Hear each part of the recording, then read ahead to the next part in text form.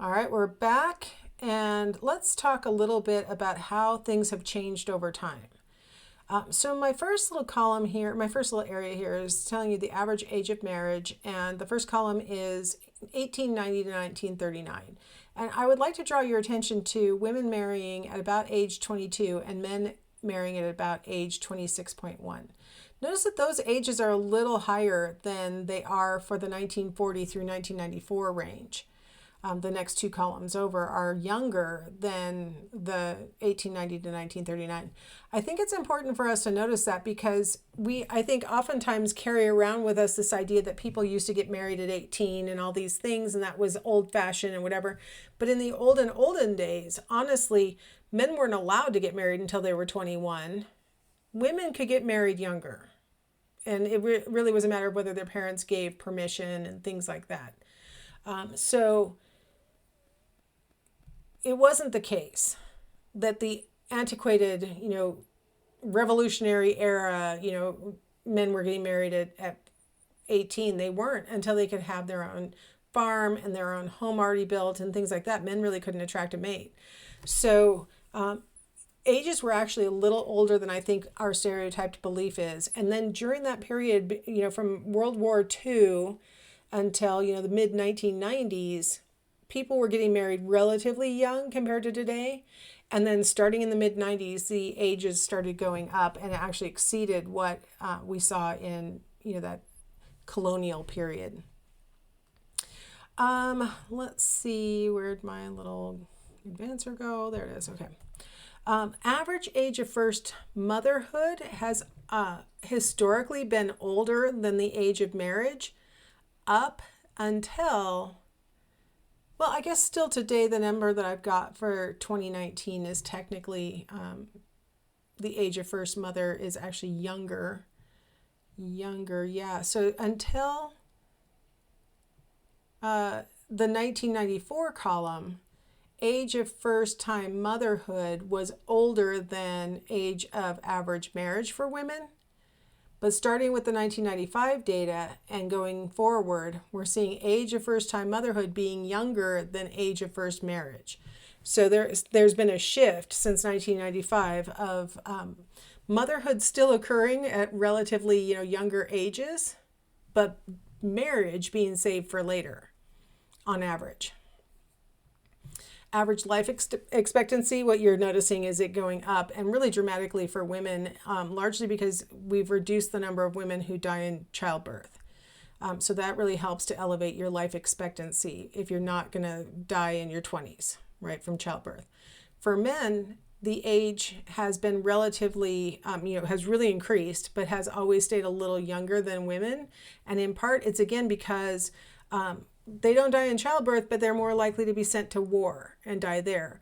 And then also to do the kind of edge work that we talked about earlier in this age bracket, where they're more likely to, die at work and die younger at work. So when we talk about life expectancy, what we're talking about is if you are a baby boy or you are a baby girl born in that year, how old could you expect to live, right? So a baby born in 2019 could expect, if it was female, to be 81.2 years when it dies, 76.3 if you're male. So life expectancy has gone up, and most profoundly for women it's gone up because they're less likely to die in childbirth, and for men it has gone up in large part because we've reduced a lot of, especially the workplace accidents. So that's been helpful. Average number of children has been going down and has been really going down dramatically.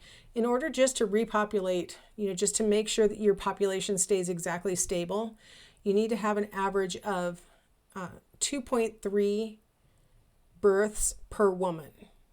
And we have not seen that in the US since the 1970s. Right now, in 2019 at least, the average was 1.7 births per woman. The reason why you need it to be 2.3 is because of, unfortunately, deaths of children before they reach reproductive age. And so if you just want to keep your population stable, each woman needs to have about 2.3 children, so somewhere between 2 and 3 children. But most women are having between 1 and 2 children. of those who are having children. So our average number of children has been going down significantly. All right, let's talk a little bit about successful long-term relationships, because there is a subset of emerging adults who will enter into what they are hoping will become lifelong relationships. So, what are some factors that go into their relationships being long-lasting? One is that the partners are what we call homogamous, right? Homogamous, obviously. What that means is that they share a lot of characteristics. So they are within a generation of age, right, of each other. A lot of times when you hear about a person who's dating somebody who's 15 years older or something, you're like, what do you even have in common? One of the reasons why we feel that just gut instinct that age matters is that there are some cohort effects, right, that does make it easier to have more in common with somebody who's roughly your same age bracket. Similarly, you're looking at a bunch of other basic value issues, how much you value education or how important religion is for you or those kinds of things.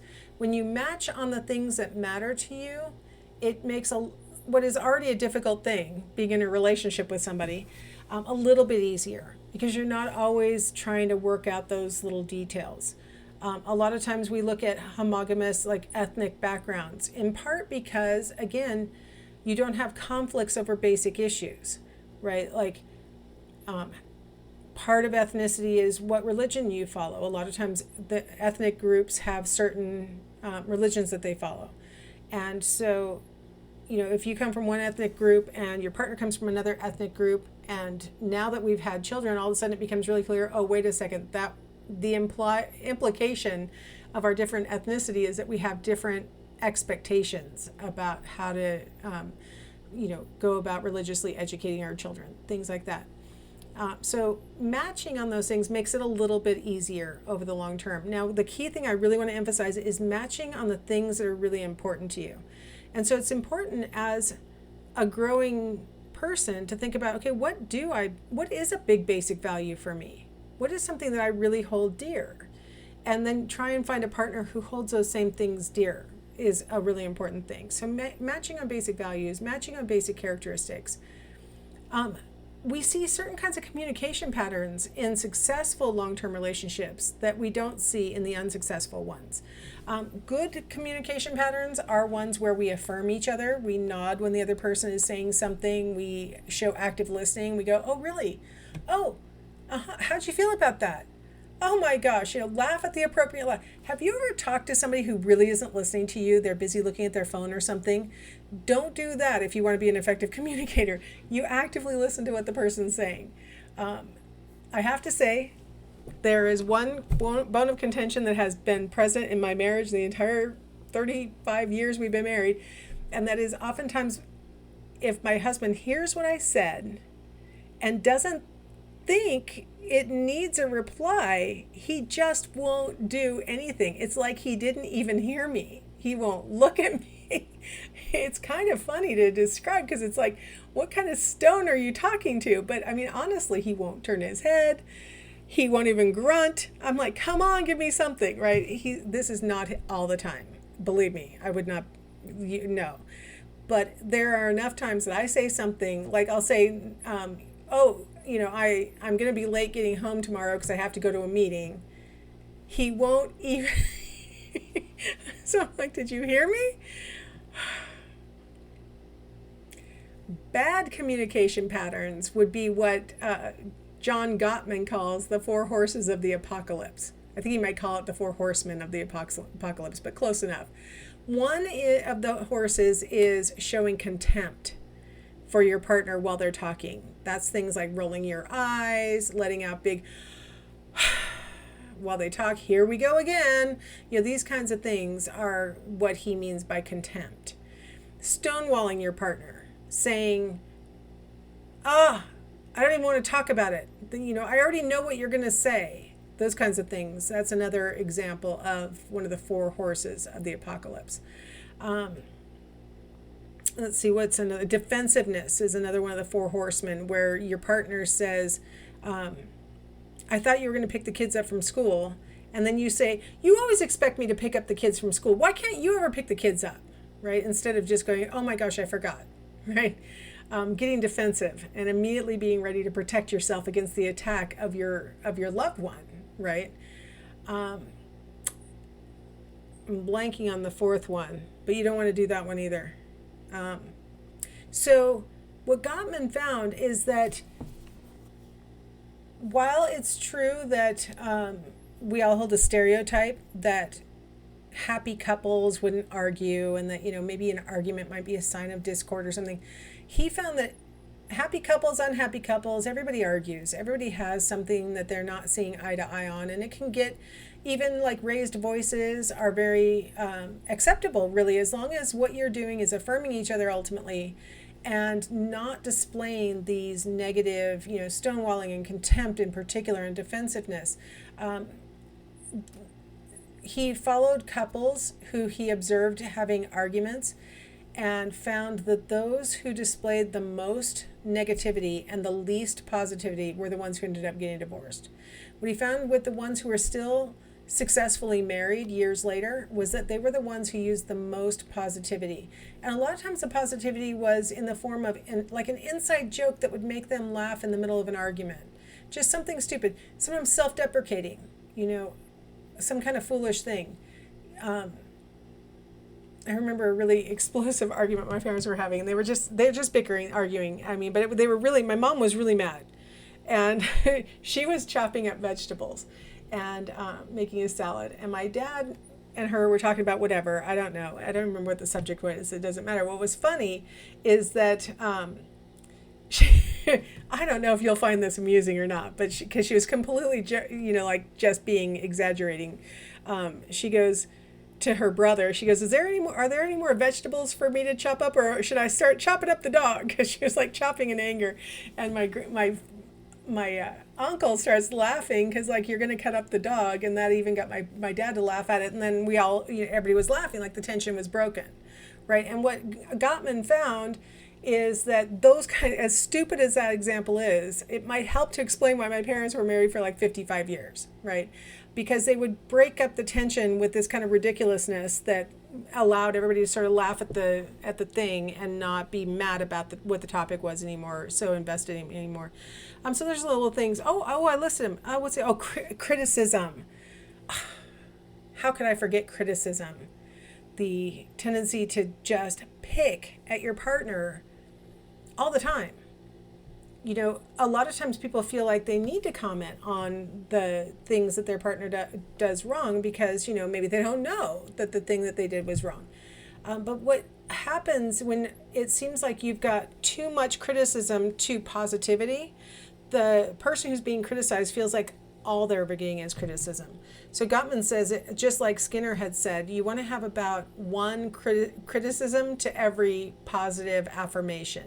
And in fact, Gottman argues, try and avoid criticism altogether. Instead of making a criticism, you always leave the lid off of the mayonnaise jar. You could say something like, ketchup being good. Hey, I see that you put the lid back on the jar and make a joke out of it, right? Right on. Lids on mayonnaise jars. Modern invention, something like that, where it's an affirmation rather than a criticism. Or you can make it in the form of a request. You know what? I really need you to put the mayonnaise jar lid back on before you put it in the fridge. Just a request. Now I'm not attacking you and saying you never or you always. Instead, you say, I really need you to. And it's harder to argue with that, right? So avoiding criticism is another positive thing. Now, just to wrap up Gottman's principles, stonewalling is most commonly displayed in a heterosexual couple by the male partner, where he's like, I just don't want to talk about this anymore. That should not be confused with taking a break in a conversation. If the conversation is going badly and it's going to escalate and nobody's going to feel good at the end of it, it's okay to say, you know what? Why don't we table this for a little while? Let's both think about maybe possible solutions, and let's come back and talk about it later. And let it go for a little while. The other thing I'd like to point out is that not every single little detail is worth arguing about or bringing up, right? Like pick your battles is another really good tip. I can't remember who to attribute this quote to, but when asked how this person had stayed married a really long time, she replied, convenient blindness, right? And what she meant is that sometimes you have to just let some stuff go. Like, not everything is time to argue about or to criticize about. Sometimes just let it go. Pick your battles. And what typically will come from that is positivity from the other side as well. And so focusing on the affirmative and active listening, and try to avoid the four horsemen of the apocalypse. That's the best tip. All right. I am just going to show you the results of this study by Lauer and Kerr back in 1990, so it's old. And they asked couples who had been married at least 15 years to rank order the reasons why they were still married. And what you'll notice first off is that they rank ordered things the same way to start off with. They were agreeing to these things.